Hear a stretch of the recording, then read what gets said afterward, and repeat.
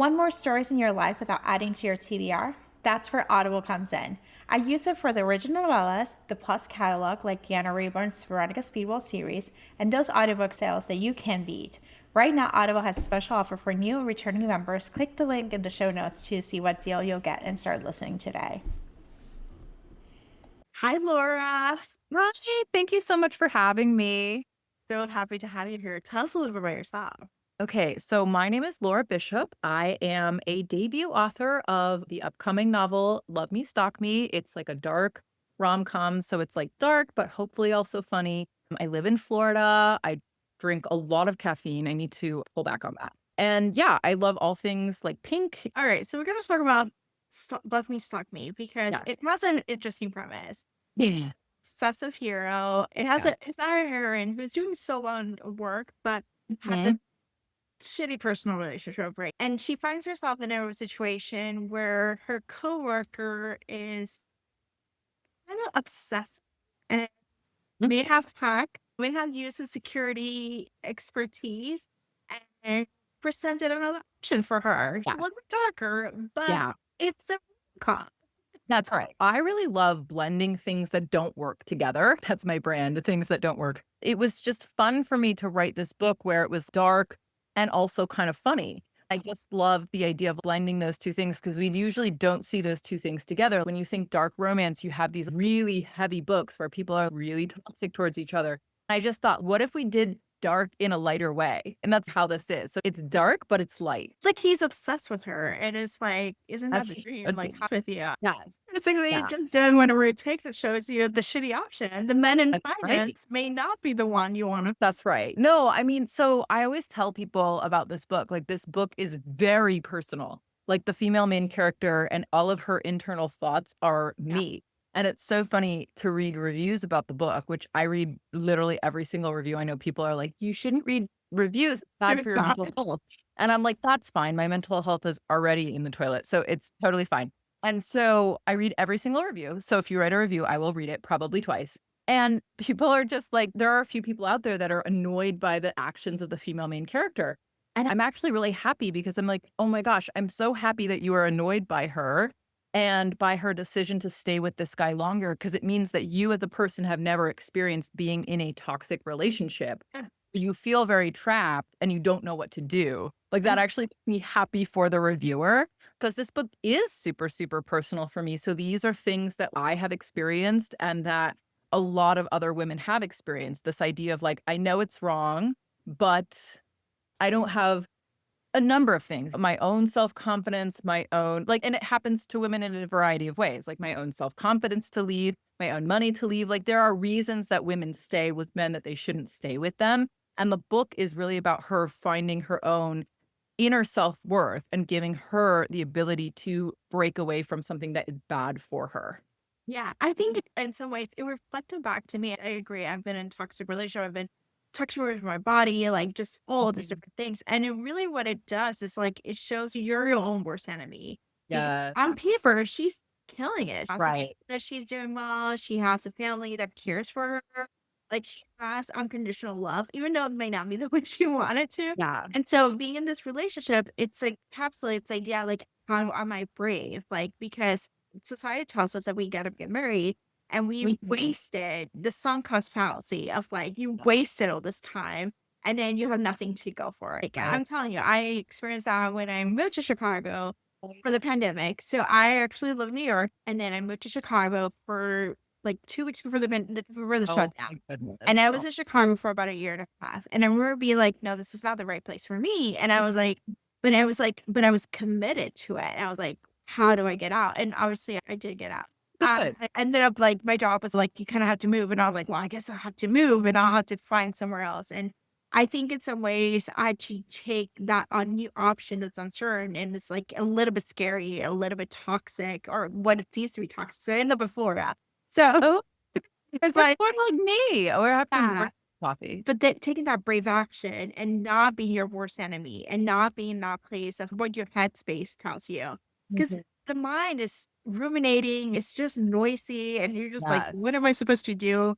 Yeah. Sometimes it's a brave action is like do the thing that's a little bit scary. and And scary. I think that's right on, right? Because a lot of the times, not even just as women, but as human beings, we stay with what's safe and what we know because it's the fear of the unknown. And like it does take a lot of confidence to get yourself to a point where you say, okay, you know what? This is actually, I might know this and it might be safe, but it's actually not healthy. And we're trying to break those types of patterns and things like that. So, yeah, I mean, that's like a big theme in the book, that the female main character, Izzy, is like working through. And she does. She works through it. And she has the help of our male main character through this situation where he has access to her phone.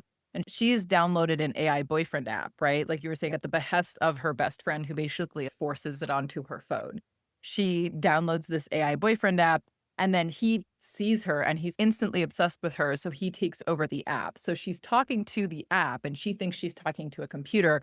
And in reality, she's actually talking to her coworker, who's obsessed with her. This is where I tell people it's dark because that's stalking and that's illegal and that's not okay in the real world, right? This is fiction, but he doesn't use it for a bad purpose. He very much uses it for like, I want you to see the better version of yourself that we all see. And he's trying to get her to a point where she has the confidence to do what she needs to do for herself. And so, yeah, so he helps her with that. And we all need someone in our life, like romantic or otherwise, that is going to be in our corner.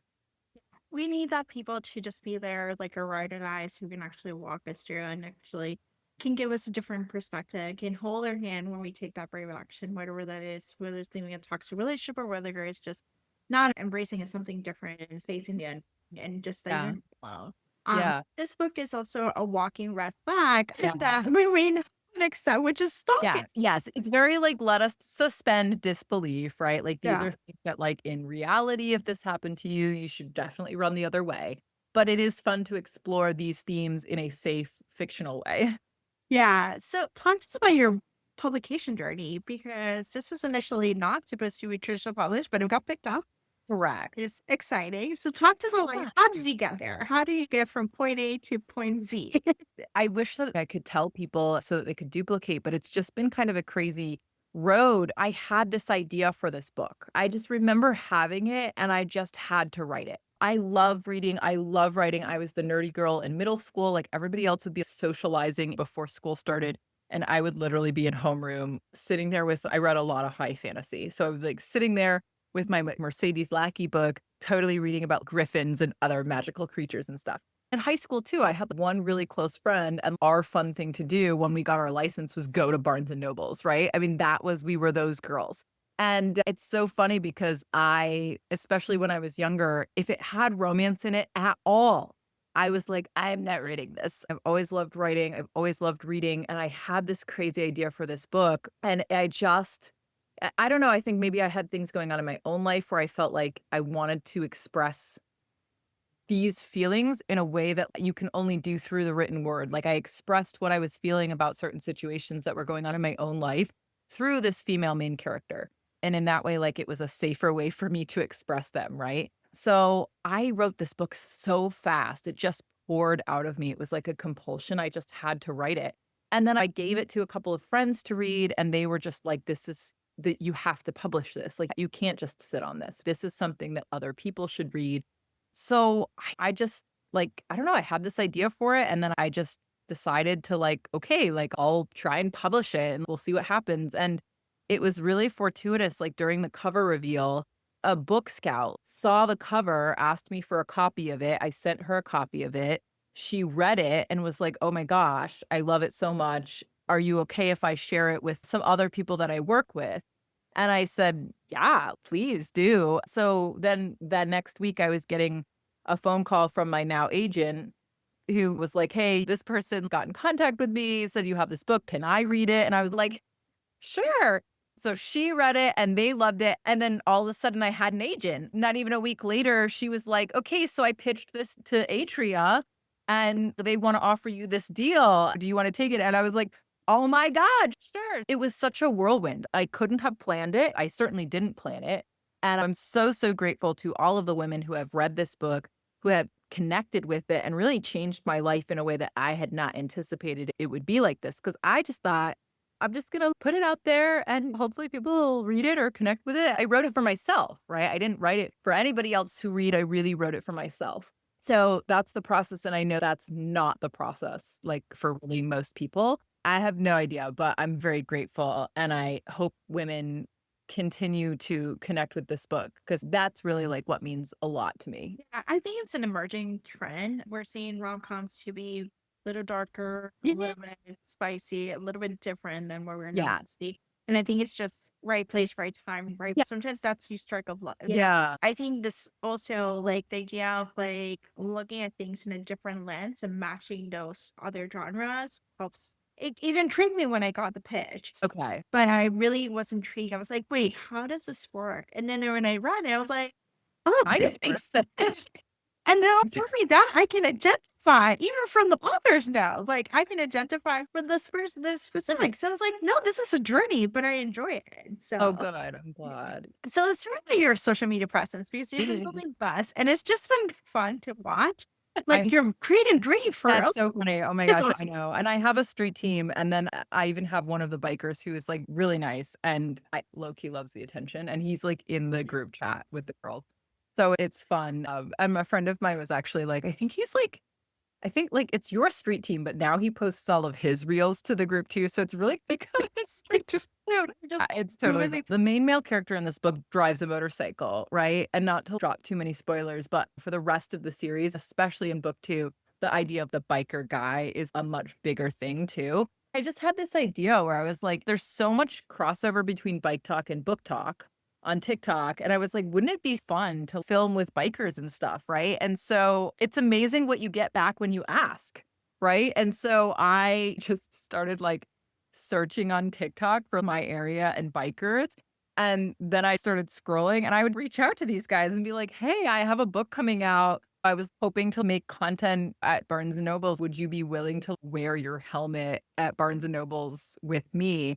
And it's amazing because they all say yes. You would think that they would be like, no, but I think I've filmed with like 3 or 4 different people now at Barnes and Nobles. I'm pretty sure the Barnes and Nobles rolls their eyes every time I walk in because I walk in with like a different bike.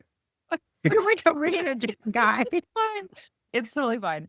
But yeah, I mean, it's just fun. And it's like it's just a different thing to look at for everybody. And it's just like, and why not? Right? Like, why not? So it's just a lot of fun. Cause like even this morning, so I was walking out of Barnes and Nobles the last time that I was there with my content manager, Sydney, and we couldn't get a biker to like show up that time. We were devastated.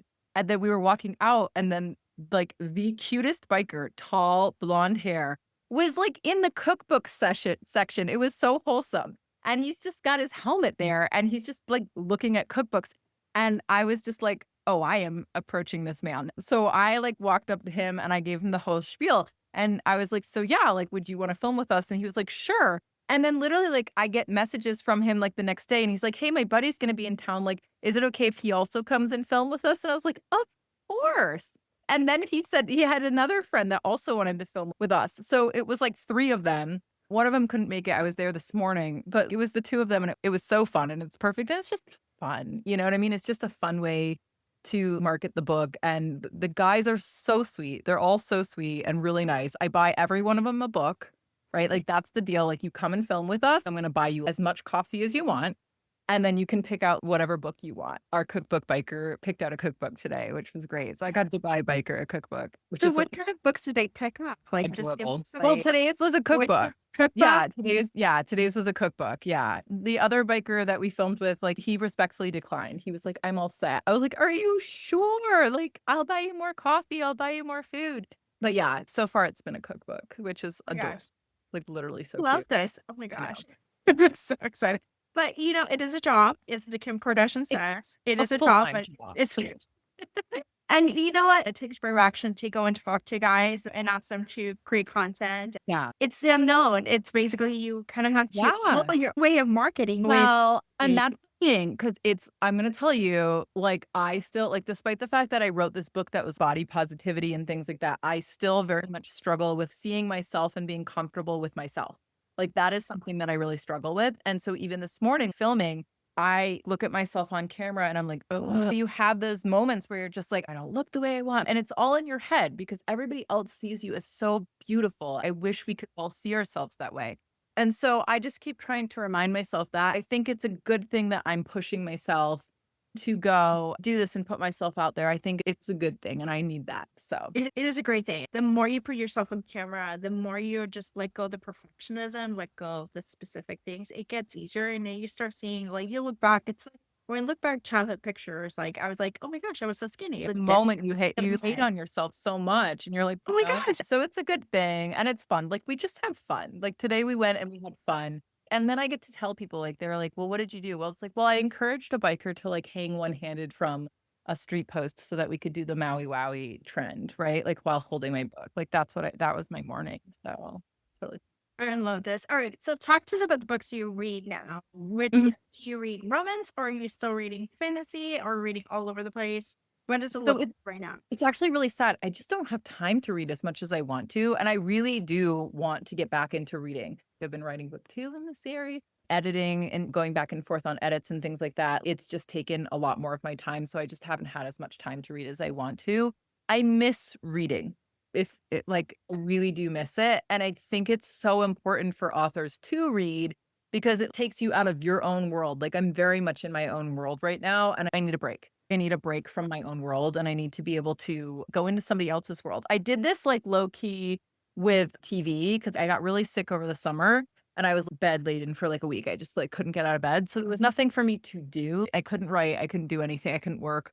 I found this really cool dark dramedy. It was dark and funny, just kinda like the stuff that I like, which is why I loved it so much. It was about a hitman. There was Yeah. no overarching plot to it. It was just like this hitman and his life and him trying to date women and how he was divorced, he had a child. Like, it was just about his life, and I was so subsumed by it, and I found that really good for me because I was able to get out of my own world, and I entered this guy's world, and Yeah. it was very refreshing for me, so I need to do that more. But, yeah, if I were going to go back into reading, I definitely feel like I might start back in with some fantasy, and I might try and stay away from romance just because I'm writing it now, so you don't wanna be influenced too much by other people's styles and stuff, like, in the genre you're doing, so I would love to go back to reading fantasy. What was the name of the show?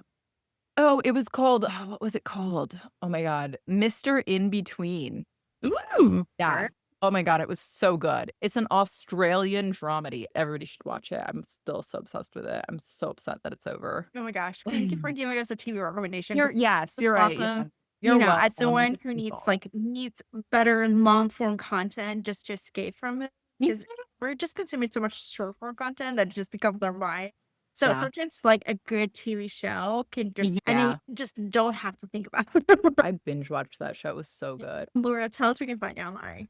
Okay, you can find me on, like all my socials are supposed to be Laura Bishop author. So I'm on TikTok, I'm on Instagram. So I am on Instagram and I'm on TikTok as Laura Yeah. Bishop author. So that's where you can, like, watch me and all these bikers. It's perfect. Awesome. Thank you, Laura, for being a shot. Yeah, of course. Thank you so much for having me. Thanks for listening to the What to Read Next. For more book lists, cozy reads, and library tips, visit the whattoreadnextblog.com. Your next great read might be waiting there. Are you an author, publisher, or book-related business looking to reach passionate readers?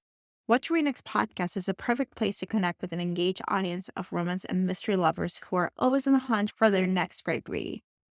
Now, we're offering sponsorship opportunities. Whether you're launching a new book, promoting an upcoming release, showcasing a bookish product or services, we can help you get the word out. Let's work together to bring your books or businesses to readers who are ready to discover something new. Please visit watchreadexblog.com/sponsorships to learn more or reach out to chat about the perfect sponsorship or package for you. Thank you much for listening. Your next great reader is waiting for you.